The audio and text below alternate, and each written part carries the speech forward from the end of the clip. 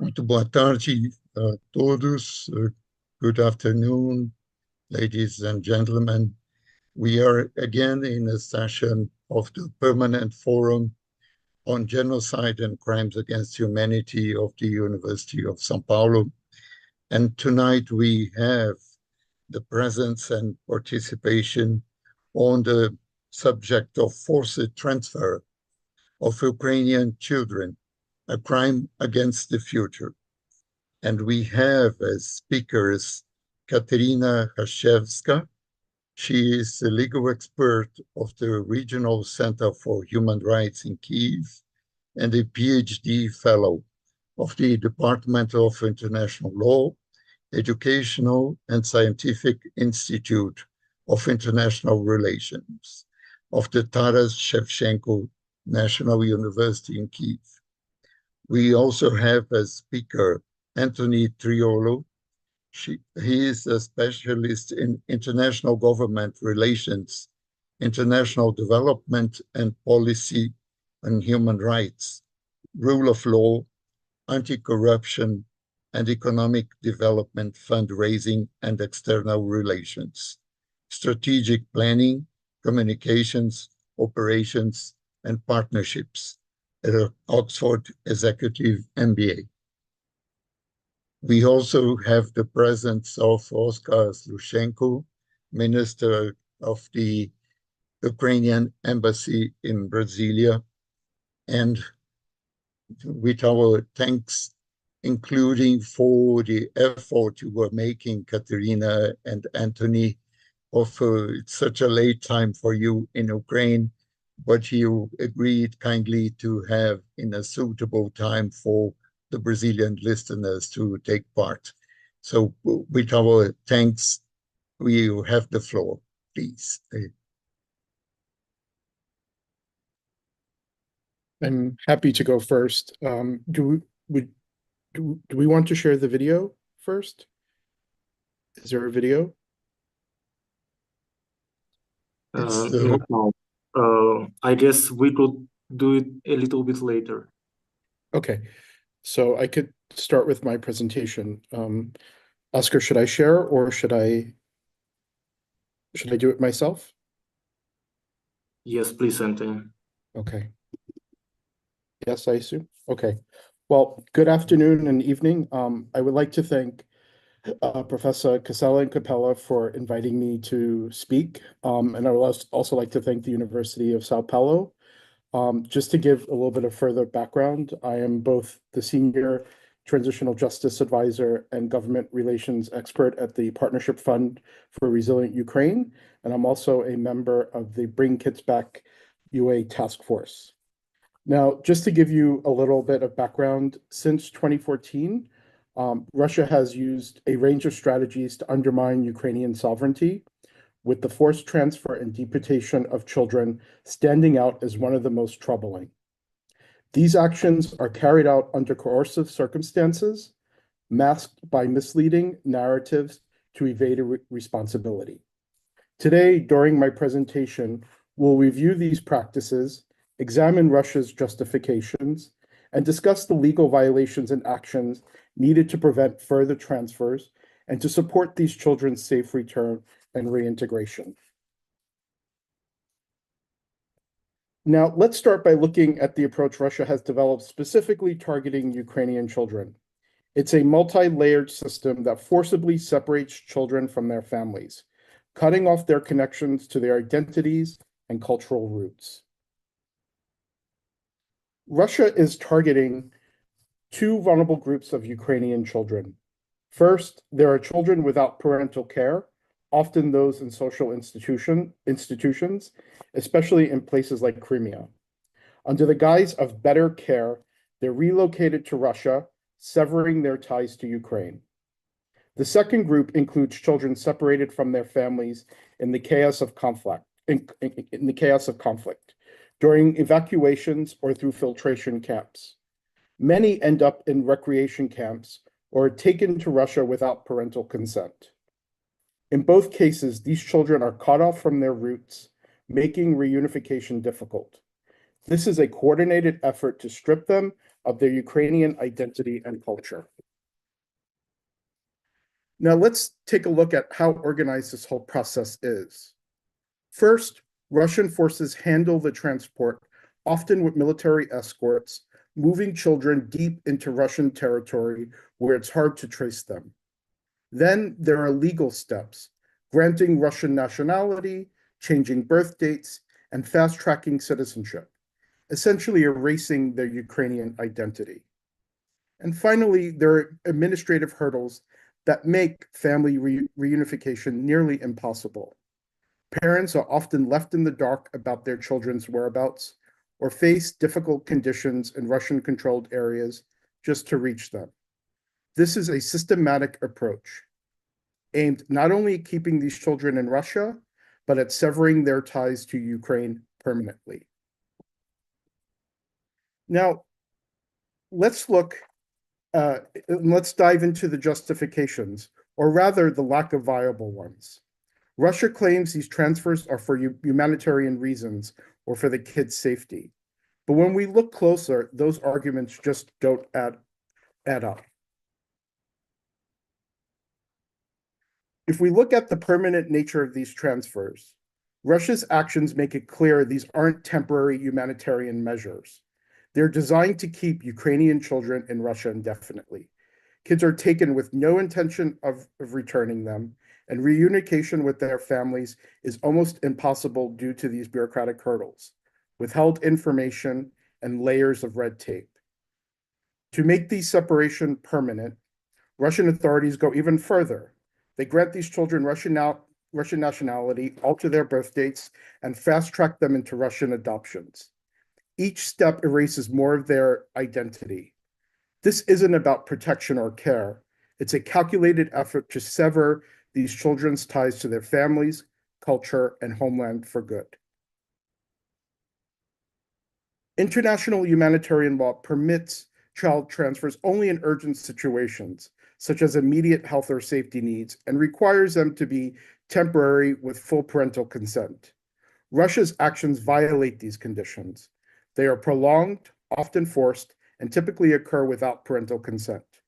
Worse still, Russia changes these children's identities, granting them citizenship, placing them in adoptive families in clear breach of international law. This approach aims to assimilate Ukrainian children, erasing identity and stripping them of their heritage. These next few slides look at how Russia's actions stack up against international law and how these actions clash with humanitarian, criminal, and human rights laws. This slide highlights what international humanitarian law, or IHL, says about protecting children in conflict zones. The Geneva Conventions grant children special protections. Article 24 ensures their welfare and safety. Article 49 prohibits forced transfers and deportations. And Article 52 protects their right to keep their identity and nationality. By forcibly transferring Ukrainian children, changing their nationality, and giving them new identities, Russia is committing serious breaches of these protections, undermining their core principles meant to safeguard the most vulnerable during war.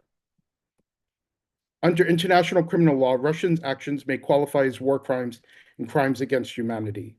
The Rome Statutes, Article 8, defines unlawful deportation or transfer of protected individuals, like Ukrainian children, as a war crime, while Article 7 describes forced transfers as crimes against humanity when part of a widespread systematic attack on civilians.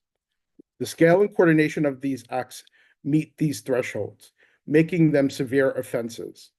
Russia's forced, often permanent transfers of Ukrainian children highlight the urgent need for accountability and individual criminal responsibility under international law. International human rights law, particularly the UN Convention on the Rights of the Child, protect children's identity and family ties, protections that Russia is ignoring. Article 8 affirms children's right to their identity, yet Russian authorities enforce Russification through name changes, forced cultural education, and language restrictions. Articles 9, 11, and 16 protect family unity, which Russia violates through restrictive policies, delays, and family separations. Despite Article 21's ban on illegal adoptions, Ukrainian children are placed with Russian families without proper review, severing cultural ties. This strategy aims to erase their identity and family bonds. In this section, I outline recommendations for the international community to address and counteract the forced transfers of Ukrainian children. First, respecting international law is paramount. The international community must hold Russia and its allies accountable, ensuring compliance with legal frameworks governing evacuations and child protection. This includes securing guarantees from Russia to prevent these actions from reoccurring. Next, access is crucial. We recommend that the international community negotiate terms for international missions to assess all sites in Russia and other relevant areas where these children are being held. Gaining access is essential to understanding the full scope of the situation and to gathering accurate data on these children's identities, placements, and any changes made to their status. Finally, efforts must be made to support the return of affected children to Ukraine, tracing them and reuniting them with their families. This requires clear communication, outreach, and consistent monitoring to assist Ukrainians in bringing their children back home. This slide covers two additional recommendations, both prevention and reintegration. First, preventing further transfers is essential. Strengthening Ukraine's evacuation policies can protect children from being forcibly taken. Monitoring and reporting violations are also key to accountability, with measures like sanctions, judicial actions, and travel bans to deter future abductions. Equally important is reintegration. These children need long-term support to reintegrate into Ukrainian society. Sustainable, age-appropriate programs focused on rehabilitation are crucial, requiring close collaboration between the government and NGOs to provide the psychological and social support they need. Reintegration shows that these children are vital to Ukraine's future and identity. And here's what we're asking Russia and its allies to do. First, identify and return Ukrainian children. Russian authorities must be transparent about these children's locations and identities, stop altering their personal status, and work with international mechanisms for their safe return to Ukraine. Second, ensure protection. Russia must respect international laws on evacuations, avoid altering children's identities, and uphold their educational rights, and allow neutral parties to oversee evacuations when necessary. And lastly, focusing on prevention. Russia should issue clear directives to halt further transfers, grant access to international observers, and provide evidence of compliance with human rights standards and international law. Thank you very much.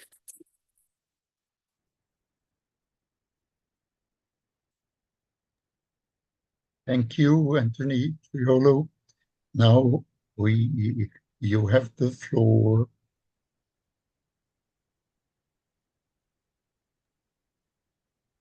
Kateryna, please. Thank you so much. I will share my screens. Just a second. So, do you see it? First of all, I'm really grateful to Anthony because he has really simplified my task to introduce this issue. That is why I would like to divide my part of the lecture into three main goals. First of all, to explain what is our judicial strategy, so what we are doing on the legal front. Secondly, we will explore the main propaganda narratives related to the deportation and forcible transfer, as well as return of Ukrainian children. And then we will discuss how Brazil as a state, but also you personally, can help us to defend the rights of Ukrainian children, to advocate for their protection, and also to contribute to the repatriation of all Ukrainian children and their reunification with family members. But let me introduce myself. because actually I have already defended my thesis, and that is why I'm PhD in international law. And also I am a member of the Bring It Back EA task force, as well as Anthony, and co-author of 4 submissions to the International Criminal Court related to the crimes against Ukrainian children. The first submission was about deportation committed by top Russian officials, including President Vladimir Putin and his Commissioner for Children's Rights, Maria Lvova-Belova. The second one was related to the forcible transfer of Ukrainian children to Russian families for foster care or for adoption. And the third one and the fourth one were related to separate crimes, unreasonable delay of repatriation of Ukrainian children, the displacement of Ukrainian children to the territory of Belarus.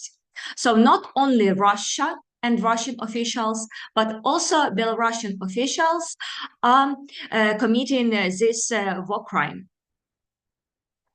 As we have already started to speak about the processes inside the ICC, I would like to highlight that already 2 years ago, the International Criminal Court issued 2 arrest warrants against President Vladimir Putin and also Maria Lvova-Belova.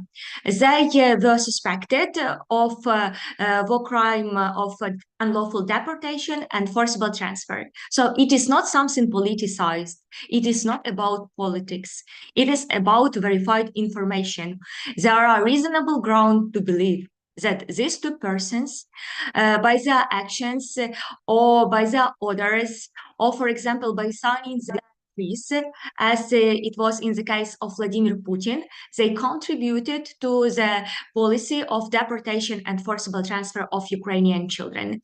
And here, the main information is that the deportation is not finished only by the fact that these children, they transferred the border of the Russian Federation, or for example, some frontline to occupied territories of Ukraine, if we are talking about the crime of forcible transfer.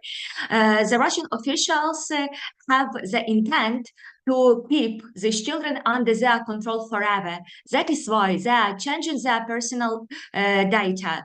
They are imposing the Russian citizenship on these children. They are including these children into the federal database of children orphans and children deprived of parental care in order to facilitate their transfer to Russian families. And all these things, they have elements of international crimes, but also of violations of the international humanitarian law and international child rights law. Now we are not talking about the crime of genocide, unfortunately, but according to the United Nations Commission of Inquiry, there are some elements of the incitement to genocide in the actions of the Russian agents in Ukraine and as for Ukrainian people. The other proceedings at the international level, which are really important to the situation of Ukrainian children under Russian control, was carried out at the level of the United Nations in the International Court of Justice. In February 2024, so last year, the International Court of Justice issued the decision related to the International Convention on Liquidation of Racial Discrimination, recognizing that the limited access and, frankly speaking, no access to the education in Ukrainian language in occupied Crimean Peninsula is the violation of this convention, so has elements of racial discrimination. The same, very similar decision, not in the context only of discrimination, but in the context of the right to education, was made by the European Court of Human Rights. This is the regional instrument at the level of the Council of Europe, and it is really important that 2 separate courts at the different levels, they recognized the same behavior of the Russian Federation as an occupying power against Ukrainian children as a violation of their rights. Also, it is really important that even in the report of the United Nations Secretary General, it is also highlighted that the Russian Federation is eradicating Ukrainian identity, Ukrainian language, Ukrainian culture in the occupied territories. And of course, it is not in line with child best interests. And of course, this is the whole set of the violations of the United Nations Convention of the Rights of the Child, but also of other international human rights instruments. Very similar decisions and suggestions were made by other bodies at the international level. First of all, it was the Committee on the Rights of the Child. In its report, it is indicated that the Russian Federation is obliged to end the deportation and forcible transfer of Ukrainian children, and also politicization and militarization of its education. It is really important because, you know, as I have already mentioned, the crime of deportation is not stopped by the fact that children are transferring some border. The fact and the truth is that the Russian Federation is trying to impose its identity on these children and to turn these children into the enemies of their proper nation. And of course, one of the goals pursued by the aggressor state is just to prepare a new mobilization reserve for their proper army. But about this, I will speak a little bit later. Also, at the regional level, at the level of the Organization of Security and Cooperation in Europe, we have established the Moscow mechanism.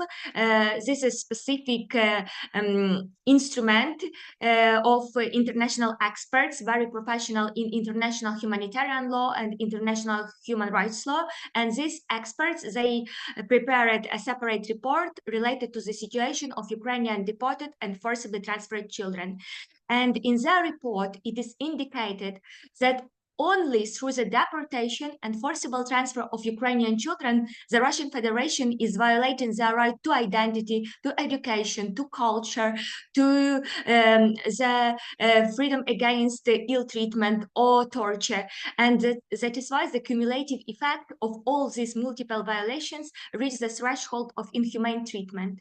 Now we are trying to prove that all this politicization of education, eradication of identity, separation from families, it is so dangerous and has so negative impact on the child fate that it may be recognized as a mental suffering. And mental suffering has elements of two separate crimes under the Rome Statute. So the crime against humanity and also war crime. I have described the many instruments, legal instruments, judicial and quasi-judicial, used by Ukraine as a state, but also by Ukrainian non-governmental organizations who, like my organization, Regional Center of Human Rights, are working with survivors, children who have been already returned from the Russian control. But why we are doing it? Why is it so important? So, of course, we are talking about the restoration of rights of these people, of young people, and also the restoration of the rule of law. And this restoration is important not only for Ukraine as a state and for these children, but of course for other countries, because now we see how the international law is changing, how the policy prevails under international law. And of course, it is not a good tendency, because in such a world, the force will decide. And of course, we should avoid it. Also, all these proceedings are really good in order to ensure that this situation will not be repeated. And actually, when I am working with children and with their parents, I am always describing that, you know, the international proceedings, they are always too long. This is not for tomorrow that your rights will be recognized as violated. So you should wait. And they are always answering that for them, it is really important that this situation will not be repeated in future, and that is why they are ready to wait. And for them, this is also some sort of contribution to the protection of the rights of other children who unfortunately remain under Russian control. And here I would like to highlight that unfortunately more than 90% of children who were deported only since the beginning of the full-scale invasion, they still be in Russia or in Russian occupied territories of Ukraine. So we have many tasks to do, many goals to achieve in order to guarantee that these children will be reunified with families. Of course, without justice, there is no just and lasting peace. That is why justice cannot be some sort of concessions during possible peace talks and negotiations. And of course, all guilty persons, they should be taken accountable, and also all processes at the level of the ICC should be continued. Of course, it is also the mean to preserve truth and to fight against Russian propaganda. And we will discuss main Russian propaganda narratives during the second part of my lecture. I would like to highlight that this year is really important in the context of proceedings at the level of several bodies inside the United Nations system. The Russian Federation will report in the United Nations Committee on Economic, Social and Cultural Rights, and we saw already its report where the Russian Federation is indicating that of course they have not deported Ukrainian children, they only evacuated them, and also all children they don't want to be returned. This is not the truth, and that is why we should see the recommendations and the idea of the committee as for this situation. And the other body will listen to the Russian Federation this year. It is the body who monitors the implementation of the UNESCO Convention Against Discrimination in Education.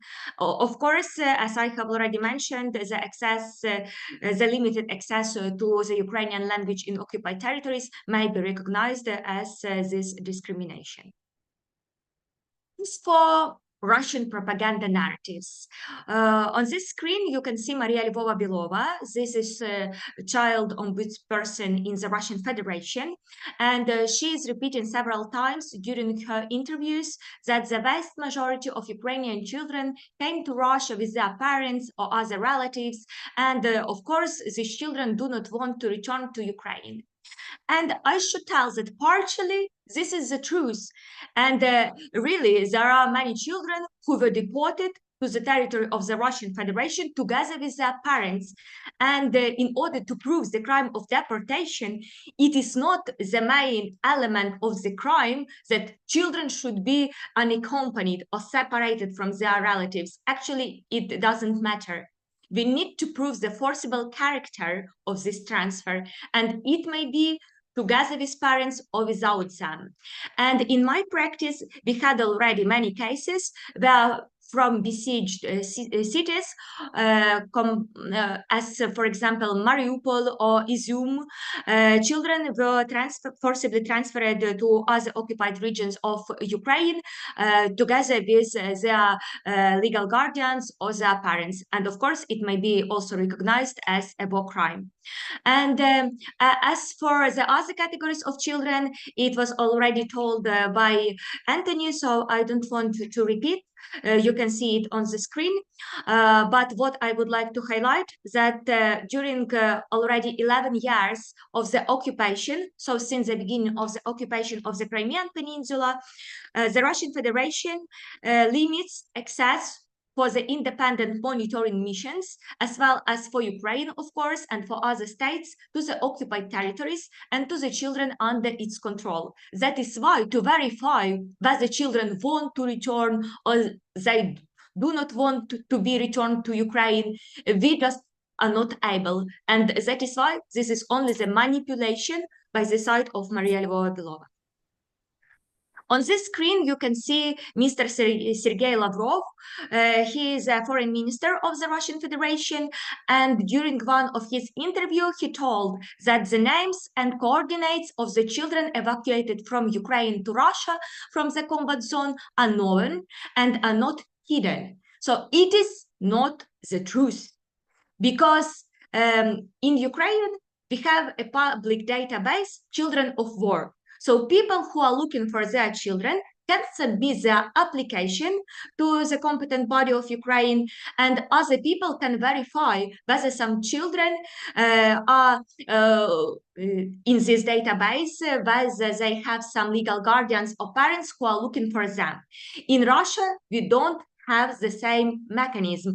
And according to the Geneva Conventions, they were obliged to create a specific body in order to help and to assist the reunification of families. They didn't do it. They didn't fulfill this obligation.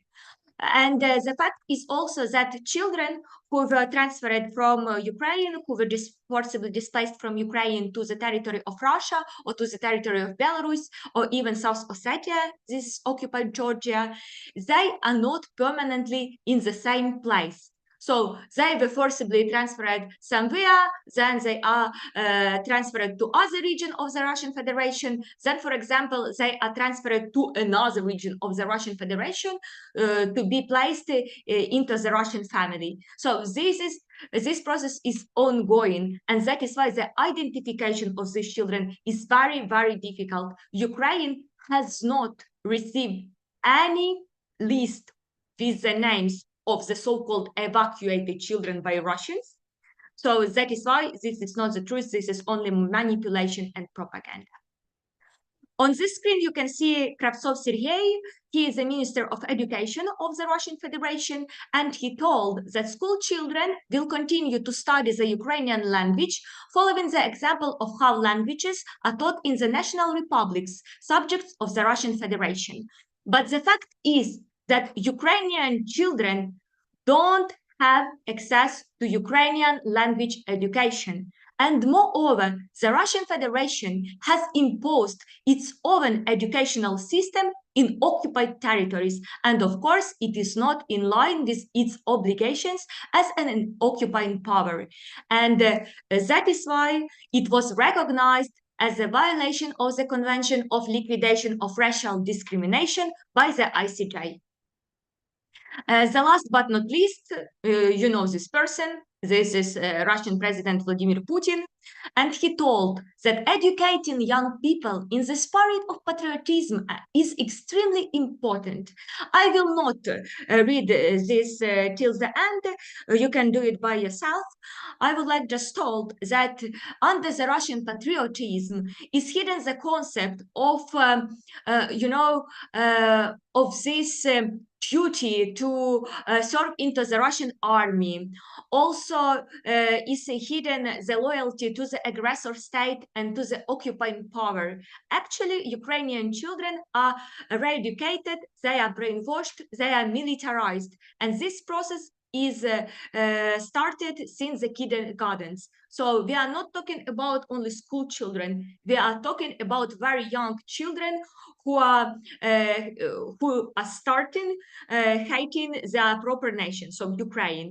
And of course, it is very dangerous for future processes of peace building, also of reintegration of these children inside the Ukrainian language nation, and also of course restoration of their language identity, because when the enemy state is just trying to impose its own identity, so this is not about international law, and this is of course not about the child best interests.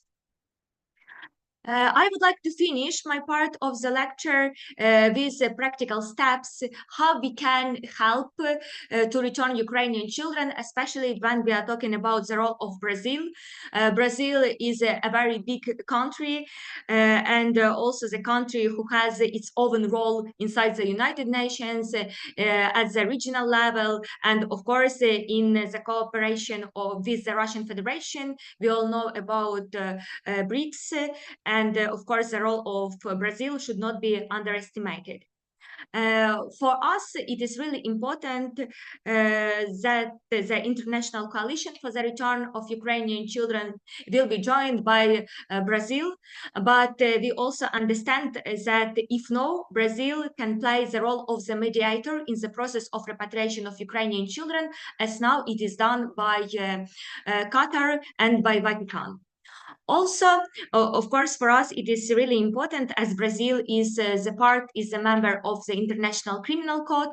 So for us, it is really crucial that Brazil respects its international obligations under the Rome Statute. So no Putin in Brazil without fulfilling all obligations on the arrest of this person because he has arrest warrant issued against him. Of course, at the level of the ICC, we may build the whole system of compensation and rehabilitation of victims of the deportation and forcible transfer. It may be done through the ICC Trust Fund. This is also some part of the role of Brazil in future. For us, it is really important that more people in Latin America and also in Brazil know about the situation of Ukrainian children, about the child deportation, and the role of Brazil, of independent media in Brazil in this process is very valuable. To share experience on the psychosocial recovery and reintegration, it is also one of the means how you can help. We know that Brazil has a very huge system to restore the rights of children who suffered violent crimes. And of course, it may be adapted to the experience of Ukrainian children who suffered international crimes committed by Russian agents. And last but not least, of course, as a member of the Bring Kids Back UA task force, the group of experts who are working on the progressive development of the international child law, it will be very valuable for us to have maybe some academic cooperation and maybe some joint researches related to how we can improve the international system of protection of the rights of the child in order not to help only Ukrainian children. Of course, as a Ukrainian, for me, it is the most important part. But of course, to help other children who are in the same situation and in which situation the international law unfortunately demonstrated its inefficiency. So thank you so much. I am ready for your questions. And thank you for your attention. Thank you so much, Kateryna RASHEVSKA. And this is very important, not only for the audience today, but also it is being recorded, and your lecture will remain available in the files of the Permanent Forum on Genocide and Crimes Against Humanity of the University of São Paulo. I would like to ask Oscar if we have the video. You can put it on now.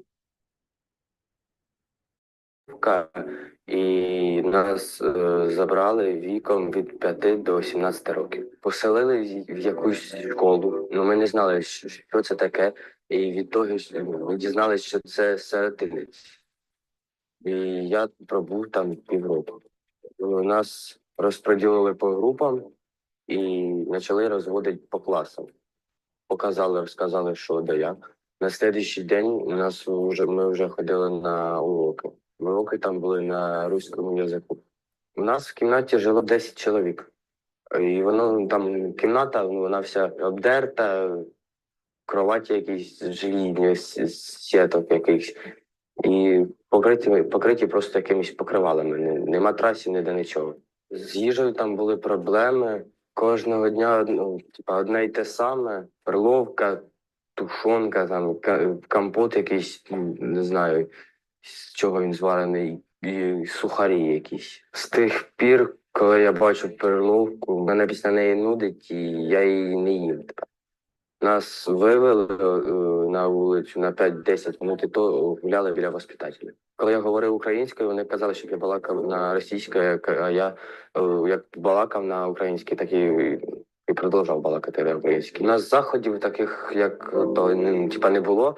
Ну коли саме головний там вояка якийсь там приїжджав, нас заставляли одягати російську форму і по утрам видавали тексти і заставляли співати гімн. Я ті тексти брав, вирвав і викидав. Вони мені постійно говорили, що ми тебе віддамо в руську прийомну сім'ю, ти вже назад додому не попадеш, назад тобі вже дороги не буде. Я дуже переживав, що з батьками, чи вони живі, чи батько повернувся додому, чи ні. У мене був друг Діма, мій однокласник, і в нього був телефон. І він прибіг, сказав, що наші мами нас скоро заберуть. І він дав телефон мені і сказав, нас дзвони. І я подзвонив мамі і спросила, це хто? Кажу, це я Артем. І вона розплакалась і сказала, що скоро заберемо. Через 4 дня заходить директор і каже, спустіться вниз, і там стоять наші батьки, мама. І ми, коли їх побачили, ми одразу підбігли, почали обніматися і плакати. І я подумав, що я вже біля мами, під маминою безпекою. Я дуже хотів додому. Мені мама сказала, що мене вдома жде батько, і його випустили в той самий день, коли мене забрали. Я хочу, щоб всі знали мою історію, щоб росіяни вбили всіх дітей, щоб вони повернулися додому. Я пережив це, і я не хочу, щоб переживали це інші діти. Thank you, Artur, for presenting the video. And I guess this speaks for itself. That's and I like to ask Oscar, would you like to make some comments before we close this section? Yeah.